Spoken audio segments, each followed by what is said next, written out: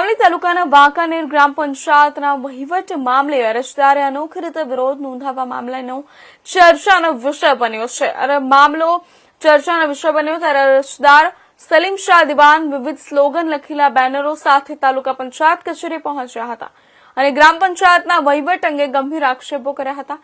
અરજદારે આક્ષેપ કર્યા હતા. અરજદારે કહ્યું કે મહિલા સરપંચના પતિ દ્વારા ગ્રામ પંચાયતનું વહીવટ ચલાવવામાં આવી રહ્યું છે. આ મામલે અગાઉ પણ ટીડીઓ સાવલીને લેખિત ફરિયાદ કરવામાં આવી હોવાનો દાવો કરવામાં આવ્યો હતો, છતાં યોગ્ય તપાસ ન થતા અરજદારે ઉગ્ર રજૂઆત કરી હતી.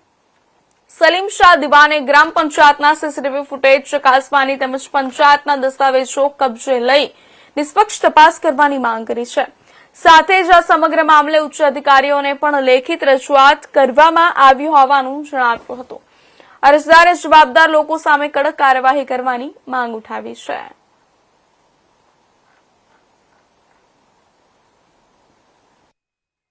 સાવલી તાલુકાના વાંકાનેર ગામે મહિલા સરપંચ હોય ને તેઓના પતિ જે તમામ વહીવટ કરતા હોય તે અંગે અરજદારે તારીખ 29/11/2025ના રોજ અરજી આપી હતી અને અરજીના અનુસંધાનમાં અમે તમામ વિગતો લખેલી કે વાંકાનેર ગામ પંચાયતનો સીસીટીવી કેમેરા જપ્ત કરવામાં આવે તો તમામ સત્ય હકીકતો બહાર આવશે. તેમ છતાં આજ દિન સુધી કોઈ કાર્યવાહી ના કરવામાં આવી હતી, જેથી અરજદાર તાલુકા પંચાયતમાં આજ ટીડીઓ સાહેબને રજૂઆત કરવા આવેલા, પત્ર આપવા માટે આવેલા અને વાંકાનેર ગામ ની હદમાં એક તળાવ આવેલું છે અને તે તળાવની અંદર સરપંચના પતિ દ્વારા ગટરના ગંદા પાણીનું કનેક્શન આપવામાં આવેલું છે. તે અંગે વાંકાનેર ગામના જે સ્થાનિક લોકો છે તેઓની અંદર જો રોગચાળો ફેલાય તો એની સતત જવાબદારી કોની રહે?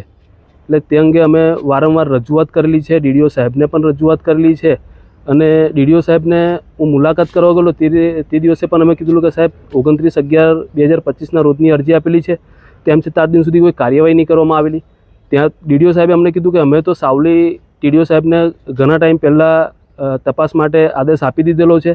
એટલે અમને એવું લાગી રહ્યું છે કે ડીડીઓ સાહેબના અને કલેક્ટર સાહેબના આદેશના કરતાં પણ ટીડીઓ સાહેબ ઉચ્ચ અધિકારી હોય તો તેઓના તપાસની અનુસંધાનમાં પણ એ તપાસ નથી કરી રહ્યા.